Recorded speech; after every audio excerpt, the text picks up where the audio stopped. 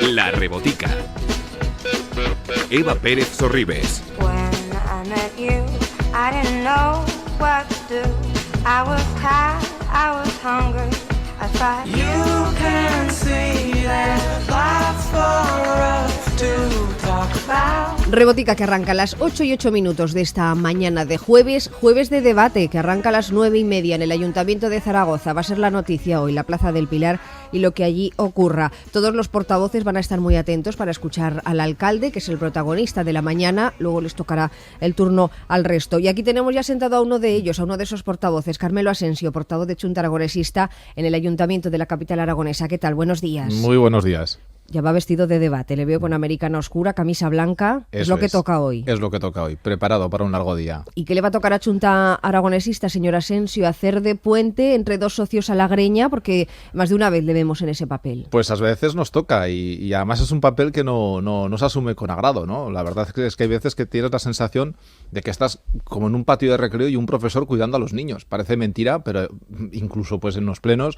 podemos ver cómo las cosas pues se salen pues de contexto y se producen situaciones absurdas. Es más, hasta hace poco teníamos un increíble debate de poner a los concejales de Chunta Aragonesista, a Leticia Crespo y al que le habla, justo en medio, separando físicamente, como si fuéramos una frontera, a los concejales de Zaragoza en Común y el PSOE. Y esto no es serio, oiga. Agotador, desde luego, tiene que ser. Lo es.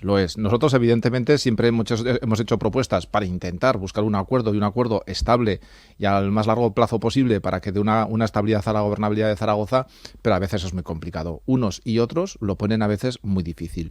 Y nosotros vamos a seguir trabajando como hemos ido trabajando en estos meses. Vamos a seguir haciendo propuestas para intentar llegar a un acuerdo y un acuerdo por la izquierda, que es lo que los zaragozanos dijeron en las urnas en mayo del año pasado. Eso va a ser nuestro propósito y, por supuesto, yo creo que la gente nos paga para que nos sentemos a hablar, para llegar a acuerdos y para empezar a atender los problemas que tiene la ciudad, que espero que de eso se pueda hablar y de qué queremos, cómo vemos la Zaragoza del futuro. ¿Cómo la ve usted después de 17 meses? Pues la veo con preocupación, porque es verdad que después de 18 meses da la sensación que el gobierno de Zaragoza en Común pues deambula errante, ¿no?, por la planta noble de este ayuntamiento en búsqueda de un proyecto de ciudad. Y eso me preocupa, porque realmente han sido 18 meses que podríamos decir que son de legislatura perdida o en blanco. Yo sé que al señor Santi Esteve no le gusta que digamos esto, pero es la pura verdad. Si no, analicemos cuántos proyectos de Zaragoza en Común han salido a lo largo durante estos 18 meses. Prácticamente ninguno, salvo los presupuestos del 2016 y las ordenanzas fiscales. Todo lo demás han sido estrepitosos fracasos.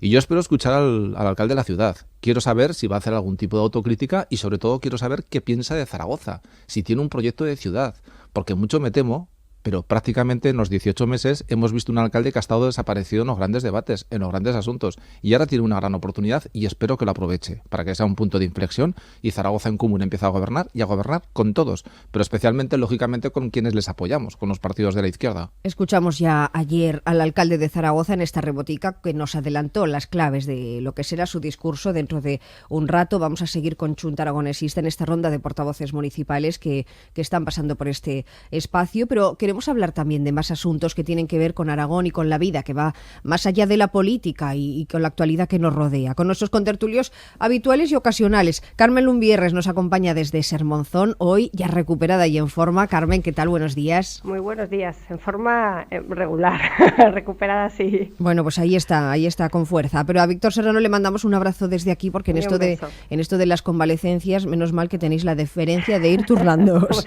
Hombre, va en contrato, Eva. Sí. Y hoy nos acompaña el periodista del Periódico de Aragón.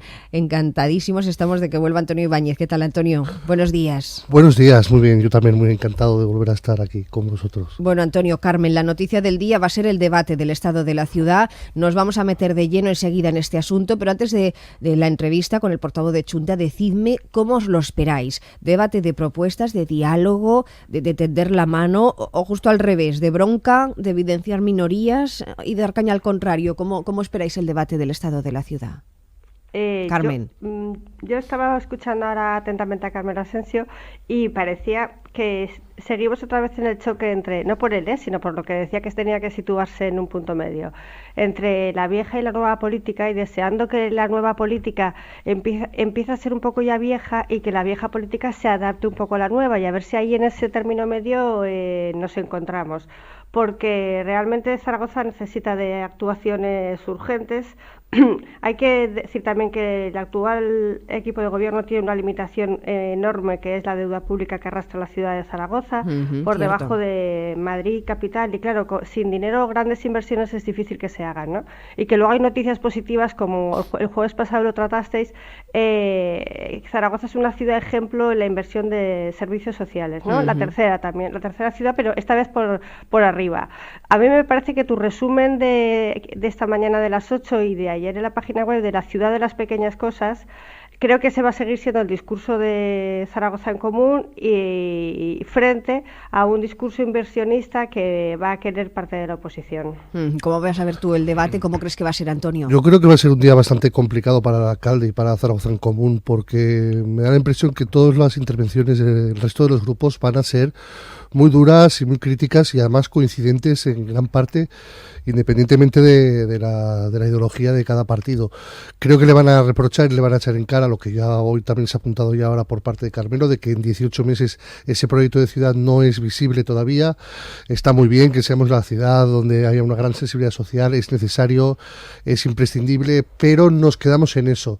Y yo creo que las intervenciones de los portavoces van a ser muy duras, y se va a evidenciar cierta soledad política del alcalde ante esa incapacidad, que no sé de quién es responsabilidad, supongo que es compartida, ante esa incapacidad de negociar, de llegar a acuerdos, sobre todo, por supuesto, por parte de la izquierda, cuando hay además varios grupos que tendrían y deberían darse la mano y ir más juntos de lo que han ido hasta ahora en estos 18 meses, donde se ha evidenciado que cada uno va por libre, donde hay una incapacidad de diálogo absoluta, más allá, insisto, de quién tenga la responsabilidad. Pero creo que no va a ser un buen día para el alcalde, y va a ser un debate duro, bronco, y espero que saquemos alguna conclusión positiva de él. Y largo va a ser, además, nos lo adelantaba antes a micrófono cerrado Carmelo Asensio, porque luego no hay límite de tiempo para las respuestas del alcalde a los grupos políticos, con lo cual la cosa se alargará probablemente hasta entrada la noche o bien acabada la tarde, seguro. Bueno, pues hace falta mucha salud para aguantar todo esto, y os quiero precisamente poner sobre la mesa un tema que tiene que ver con eso, con la salud, con el dinero y con la eficiencia, que también esto es política, por cierto. Atención, Carmen y Antonio, y ustedes oyentes, a esta denuncia. El sistema de salud está pagando demasiado por medicamentos nuevos que no lo merecen. Lo dicen médicos, lo denuncia el Comité Nacional de Bioética, que ayer se reunía aquí en Zaragoza para hablar de la sostenibilidad del sistema. Importante es esto. Y dieron recetas: que se controle más la prescripción de medicamentos, también las bajas laborales. Vamos, no es poca cosa ninguna de las dos. Sectores de la industria están poniendo en el mercado nuevos productos cuyo valor añadido es escaso. Entonces pedimos que haya un reenfoque. Las personas ahora mismo tienen miedo a tomar decisiones, y algunas de las decisiones se toman por medicina defensiva. Y en los estudios que hay ya se habla de que hay un porcentaje de gasto que es por una medicina defensiva, no culpa a los profesionales, sino culpa de todo el sistema. Y criticaron duramente la politización de la sanidad, así lo dijeron ellos, que se ve afectada, denunciaban, hasta por los procesos electorales. No puede ser que planes de salud magníficos que están en desarrollo por unas elecciones se trunquen, es decir, que llegue otro gobierno y que empiece otro plan. Dice, eso no tiene sentido. Acaban de escuchar a Rogelio Altisén, del Comité de Bioética de aquí de Aragón, y también a Federico Montalvo, que es el vicepresidente del Comité Nacional. Ellos pedían la profesionalización de los cargos directivos, la firma de un pacto serio por la salud, un pacto nacional. Todo esto, Carmen, Antonio, lo traigo a colación porque me parece un asunto muy ciudadano, aparte también de muy, muy político, al margen del atasco y de los rifirrafes de la política, que tenemos que poner también sobre la mesa los periodistas y que merece la pena analizar. A mí todo esto del pacto me sonaba también a la educación, por ejemplo. Sí, lo que pasa es que a veces las llamadas al pacto ya es casi como una frase hecha, ¿no? También un mantra. Exactamente, una voluntad siempre de pactar, que está muy bien, y en temas, cuando se habla de grandes temas de Estado donde no debería haber discrepancias políticas y debería prevalecer el bien común, se habla del pacto. Pero también es complicado, ¿no? Y también hay distintos, a veces a veces hay enfoques distintos a la hora de abordar una misma situación. Es complicado. Yo también entiendo que no sea sencillo abordar según qué pactos. Lo que tiene que haber es una continuidad, una coherencia en los proyectos y sobre todo siempre tener al ciudadano enfrente, ¿no? Y tenerlo como el principal protagonista de las políticas, independientemente de que esas sean de un signo o de otro. Es que si todo fueran pactos, realmente no serían necesarias ni siquiera las elecciones, ¿no? A veces, es decir, por ser un poco polémico, que está bueno que haya pactos, que haya acuerdos, pero bueno, también hay directrices a veces políticas que son necesarias porque la sanidad, como la educación, tiene muchos enfoques y tiene muchos puntos de vista y se puede orientar de una manera o de otra. Y de hecho lo hemos visto, hay gente que apuesta más por concertar la privada, apostar más por la concertada, impulsar la sanidad privada frente a la pública, dotarla de recursos. ¿O no? Hay ideología también, quieres decir. ¿Cómo lo ves tú, Carmen? A mí este tema me produce especial indignación. Leyendo las resoluciones de la reunión de los comités de bioética, se notaba o denotaba en el fondo de algunas de las resoluciones una tendencia que ocurre muchas veces cuando el sistema no funciona, echar la culpa a los usuarios, ¿no?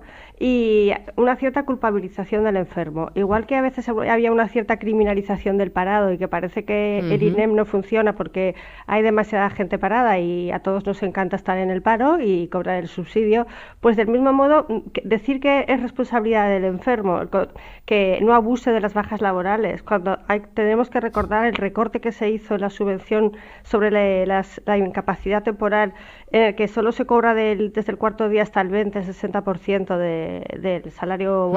Así es. Sí, y que es que a nadie realmente le gusta estar enfermos. Que digan que hay que controlar las bajas laborales, como si esto fuera una república bananera. Que hay que controlar las pruebas complementarias, como si los pacientes... Es que yo en este tema también no hablo como politóloga, sino como usuaria y usuaria de muchísimos años de Servicio Aragonés de Salud y de otras comunidades autónomas, que hay que controlar las pruebas complementarias.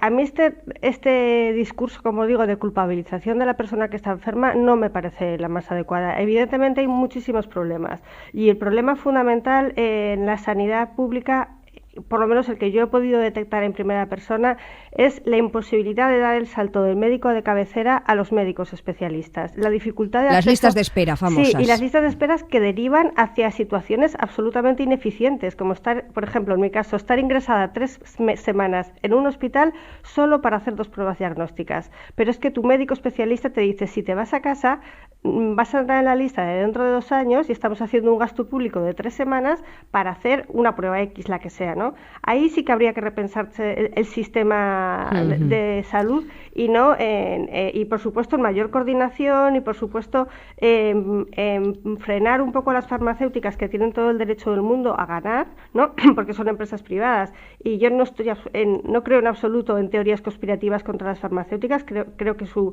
trabajo es fundamental y honesto, pero es verdad que invierten donde ven que hay dinero y no invierten donde no parece que vayan a sacar rentabilidad. En cualquier caso, se pueden hacer muchas cosas para mejorar y para favorecer esa sostenibilidad del sistema, y por eso ayer se reunían esos comités de bioética que generan polémica también con sus resoluciones o con sus propuestas, como acaban de escuchar. Pero es que la vida sigue al margen del atasco de la política, por eso es bueno también sacar estos temas, porque luego Carmelo Asensio, portavoz de Chunta Aragonesista en el Ayuntamiento, cuando los ciudadanos vean en el debate que vuelven a enzarzarse en los rifirrafes, dirán, oiga, es que la farola de mi barrio no funciona, o es que la acera de mi barrio está completamente desconchada. Estas cosas pequeñas son las que hay que implicar en la gestión política a veces. Las cosas pequeñas y las cosas grandes. Zaragoza es verdad que es una ciudad fantástica, pero es una ciudad que tiene problemas y hay que ver cómo podemos solucionar esos problemas. Lo que no podemos hacer es, como tú bien dices, Eva, de estar siempre permanentemente con ese cortoplacismo y ese rifirrafe permanente, como si estuviésemos en campaña electoral permanente. Oiga, no, que la gente nos votó en mayo del año pasado para resolver problemas, no para tener debates estériles, no para colgar bandericas en el balcón del ayuntamiento, que está muy bien, pero hay que atajar los principales problemas que tiene la ciudad, que son muchos. Y lo que comentaba antes Carmen, que es verdad que la situación financiera del ayuntamiento pues es muy complicada, porque es verdad que es uno de los ayuntamientos más endeudados, no tiene que servir de excusa para esconder la cabeza debajo del ala. No. Este ayuntamiento, por ejemplo, en el año 2011 o 2012 estaba mucho peor.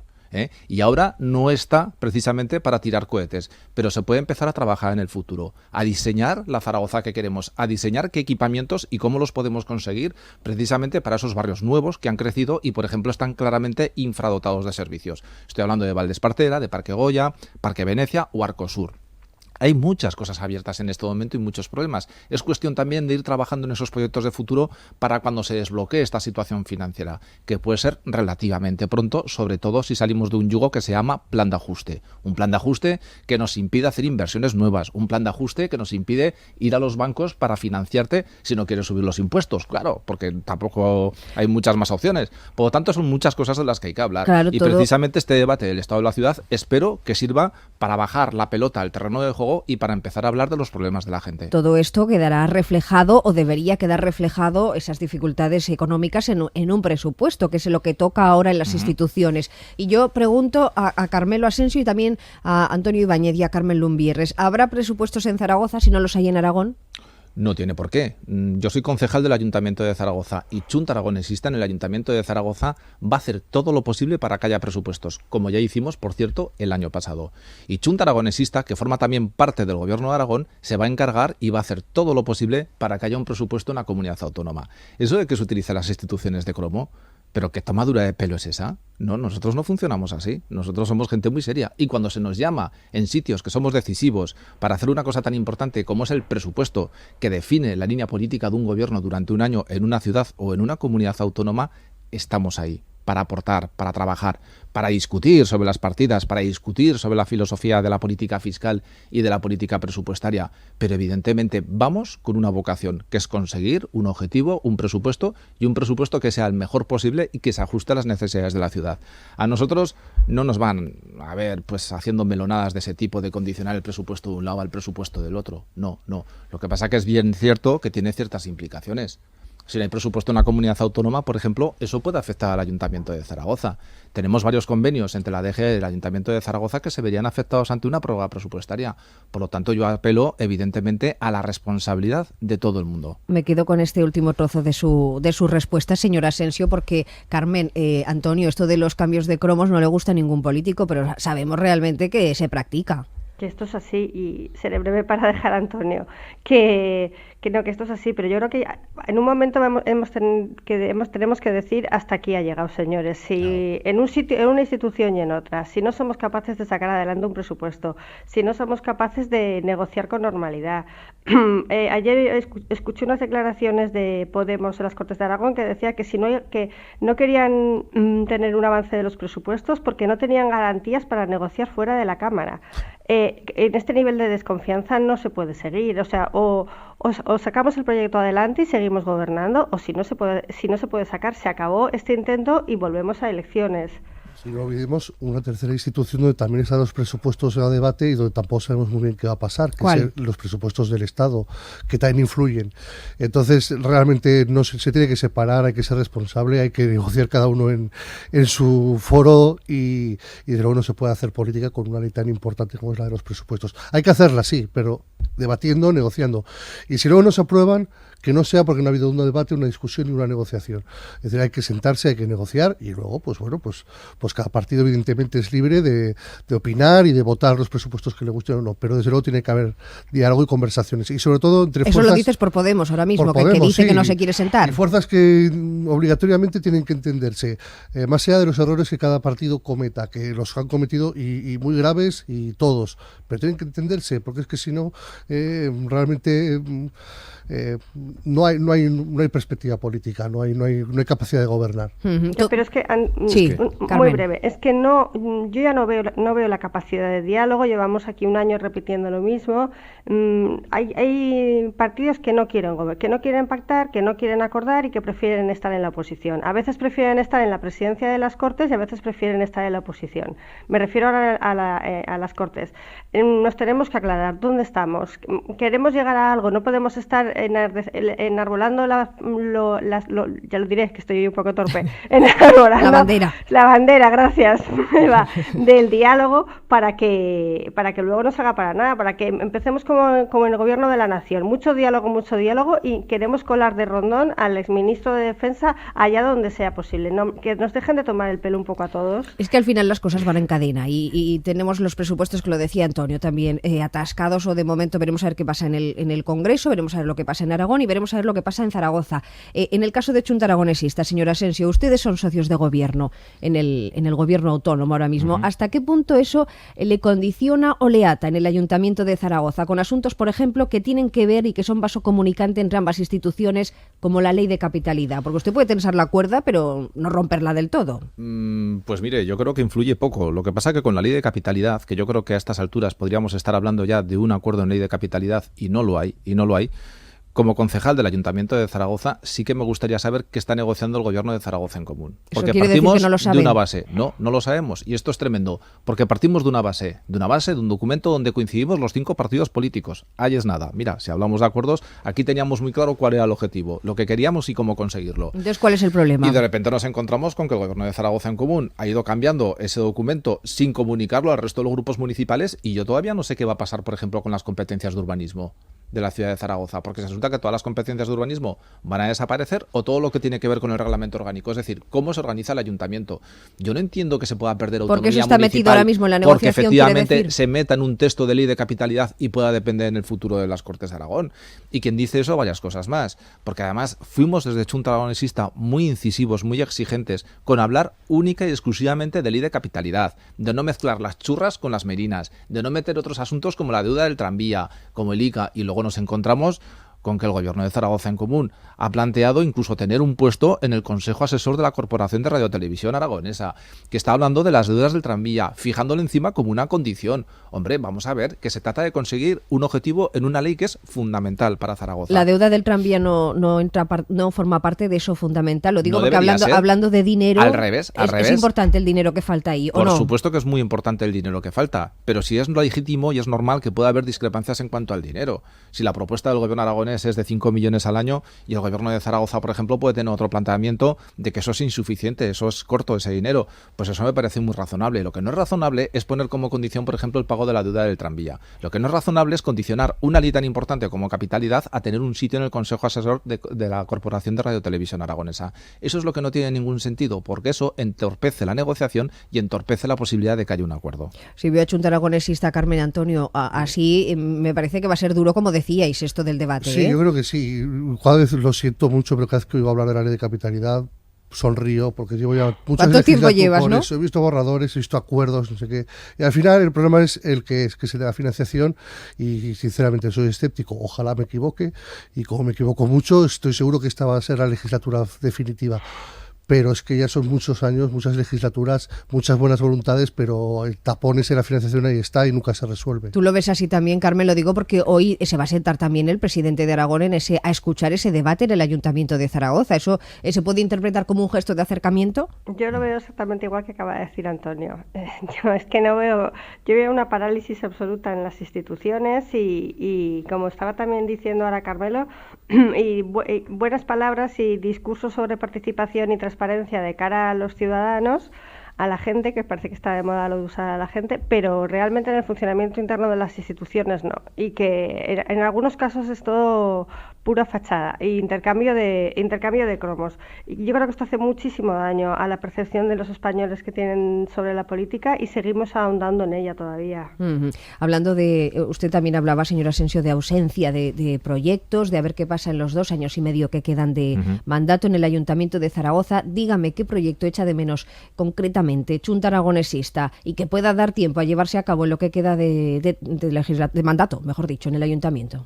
Mire, antes hemos hablado de una situación que para nosotros es muy preocupante. ¿Qué pasa con esos vecinos, con esos zaragozanos de segunda? ¿Qué pasa con aquellas personas que viven en barrios? Que es verdad, Zaragoza ha crecido mucho, se ha desarrollado, pero son vecinos que se han quedado a veces como de colonos, en auténticos páramos. Por delante de la segunda línea del tranvía, por ejemplo. No, y por delante de muchas cosas más. Ante todo está garantizar una dotación de infraestructuras y de servicios básicas a los ciudadanos, y en este momento no existe. Es verdad que ha habido unas buenas políticas sociales que se han desarrollado en los últimos años, pero aún se pueden mejorar más, porque es verdad que la situación situación de exclusión se está empezando a cronificar en determinados sectores y colectivos. Y por lo tanto yo creo que también hay mucho camino todavía en ese terreno, de hacer una política social mucho más preventiva y que desde luego vaya al meollo, al problema, a la raíz, que es también el empleo. Vamos a ver también si tenemos ocasión y vemos alguna propuesta en política de empleo de Zaragoza en Común, porque en estos 18 meses no hemos visto tampoco ninguna propuesta y sin duda alguna es una de las principales preocupaciones de los zaragozanos. Esas son las apuestas de Chunta que escucharemos esta tarde, como las del resto de grupos políticos en ese debate que arranca a las 9:30. La apuesta personal de Carmelo Asensio es volver al ruedo en las siguientes elecciones. Se lo pregunté ayer al alcalde y se lo pregunto a usted porque también apareció ahí como de rebote. Bueno, 2019 está muy lejos y yo me conformo con que estos 2 años y medio que quede de legislatura sea una legislatura fructífera. Estamos a tiempo y espero que el debate de esta tarde sea el punto de inflexión. Bueno, pues ya veremos, a ver, atentos vamos a estar todos los periodistas también. Gracias, Antonio Ibáñez, un placer volver a encontrarte. Gracias también a ti, Carmen Lumbierres, recupérate, y a Víctor Serrano le mandamos un beso desde aquí. Mañana más Rebotica, será por fin viernes. Adiós. Adiós.